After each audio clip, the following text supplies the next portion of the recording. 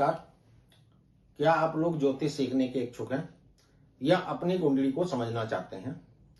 तो आज से हम अपने चैनल पर एक ऐसी सीरीज को प्रारंभ कर रहे हैं जिसमें हम ज्योतिष जैसे गूढ़ विषय को सरल भाषा में समझाने का प्रयत्न करेंगे। ज्योतिष के विषय में आम लोग जो सबसे प्रचलित शब्द सुनते हैं वह होता है राशि। आपने अक्सर ज्योतिष आचार्यों को ये कहते सुना होगा कि इन राशियों पर धन वर्षा होने वाली है, इन राशियों पर संकट आने वाला है, इन राशियों पर शनि की 7.5 चल रही है। तो ये राशियां होती क्या हैं? आइए हम इसको समझने का प्रयास करते हैं। हम सब जानते हैं कि ब्रह्मांड हमारे चारों तरफ इस तरीके से फैला हुआ है। तो सर्वप्रथम हमारे ऋषि मुनियों ने, जिन्होंने ज्योतिष विषय का निर्माण किया, उन्होंने ये पाया कि अंतरिक्ष में 12 तारों के समूह, ग्रुप ऑफ स्टार्स ऐसे हैं जिनकी दूरी एक दूसरे से समान है और वह समस्त ब्रह्मांड में फैले हुए हैं। अगर पहला ग्रुप यहां है तो उससे ठीक 30 डिग्री पर दूसरा ग्रुप है, फिर ठीक 30 डिग्री पर तीसरा ग्रुप है। हम सब जानते हैं कि ब्रह्मांड को किलोमीटर या मीटर में नापना असंभव है। हम पृथ्वी से ब्रह्मांड या अंतरिक्ष को डिग्री में समझ सकते हैं और चूंकि ये चारों तरफ फैला हुआ है तो यानी ये 360 डिग्री तक फैला हुआ है। अब इसमें 12 तारों के समूह हैं जिनकी दूरी एक दूसरे के समान बराबर है। तो 12 को अगर हम 360 से भाग देते हैं तो 30 डिग्री, यानी एक समूह का एरिया 30 डिग्री तक है, फिर दूसरे का, फिर तीसरे का। इन्हीं तारों के समूह को हम राशि कहते हैं। अब इनका नामकरण कैसे हुआ? जब ऋषियों ने इन तारों को पहचाना, तारों के समूह को पहचाना, और आप लोग भी देखते होंगे कि रात्रि के समय अगर हम तारों को देखते हैं, ग्रुप तारों के एक समूह को देखते हैं, तो हमको एक आकृति का आभास होता है कि इनसे एक आकृति बन रही है। तो जिन तारों के समूह से एक हिरण जैसी आकृति बन रही थी उसका नाम पड़ा मेष।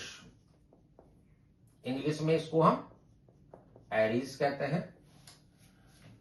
ये राशियां एंटी क्लॉकवाइज बढ़ती हैं, जैसे घड़ी के विपरीत, यहां से इधर। तो दूसरे तारे समूह से जो आकृति बन रही थी वो एक बैल का मुंह, तो उसका नाम पड़ा वृष। इसको इंग्लिश में हम टॉरस कहेंगे। तीसरी की आकृति ऐसी थी कि इसमें स्त्री और पुरुष का जोड़ा दिखता है। ऐसा लगता है कि एक स्त्री और पुरुष खड़े हुए हैं और स्त्री के हाथ में वीणा है। इसका नाम दिया गया मिथुन, जिसको कि हम इंग्लिश में कहते हैं जेमिनाई।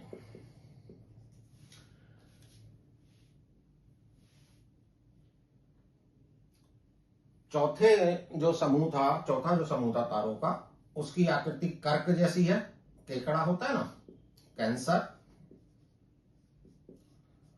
पांचवें की आकृति शेर की थी, यानी सिंह, लियो। छठी जो आकृति बन रही थी वो ऐसी प्रतीत होती है कि जैसे कन्या नाव में बैठी हुई है और उसके हाथ में एक लालटेन है। तो छठी राशि का जो नामकरण हुआ वो हुआ कन्या, जिसको इंग्लिश में हम वर्गो कहते हैं। सातवीं राशि ऐसी प्रतीत होती है कि जैसे तराजू हो, तो इसका नाम पड़ा तुला, यानी लिब्रा। आठवीं राशि एक बिच्छू के समान प्रतीत होती है, तो इसको कहते हैं वृश्चिक, या इंग्लिश में स्कॉर्पियो। नवीं राशि की आकृति एक धनुर्धारी की है, जो घोड़े पर बैठा है, जिसके हाथ में धनुष है, तो इसका नाम हुआ धनु। इसको इंग्लिश में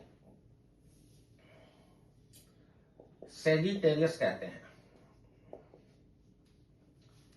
10वीं राशि की आकृति एक मगरमच्छ के समान थी, हालांकि उसमें पिछले हिस्से में हिरण के पैर दिखते हैं, लेकिन आगे से वे मगर की तरह दिखाई पड़ती है, तो इसका नाम हुआ मकर। इंग्लिश में इसको कैप्रिकॉर्न कहते हैं। और 11वीं राशि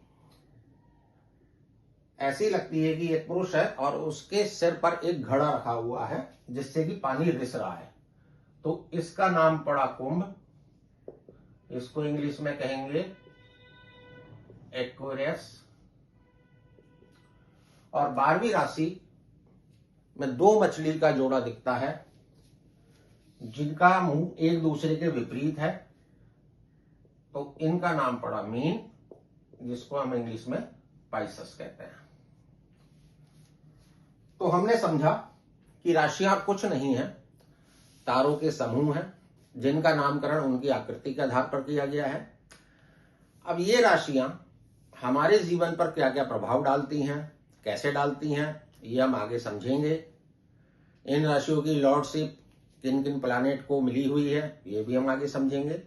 आज हमको इतना समझना है कि ये 12 राशियां हैं और इनके ये नाम हैं। ज्योतिष सीखने में हमें जो एक बात का ध्यान रखना है कि ज्योतिष नंबर से चलता है, यानी राशियां कहीं लिखी नहीं होती। कुंडली में आपने राशि लिखी नहीं देखोगे, नंबर देखोगे 1 2 3 4 5, तो हमको राशियां नंबर से याद करनी है। जैसे अगर हम 1 कहेंगे तो उसका मतलब मेष होगा, 2 कहेंगे तो वृष होगा, 3 कहेंगे तो मिथुन होगा, 12 कहेंगे तो मीन होगा। तो हमको सिर्फ 1 से 12 तक ये याद करना है। तो चलिए फिर मिलते हैं और इसी प्रकार धीरे धीरे हम ज्योतिष को इसी प्रकार सरलता से समझने का प्रयास करते रहेंगे। नमस्कार।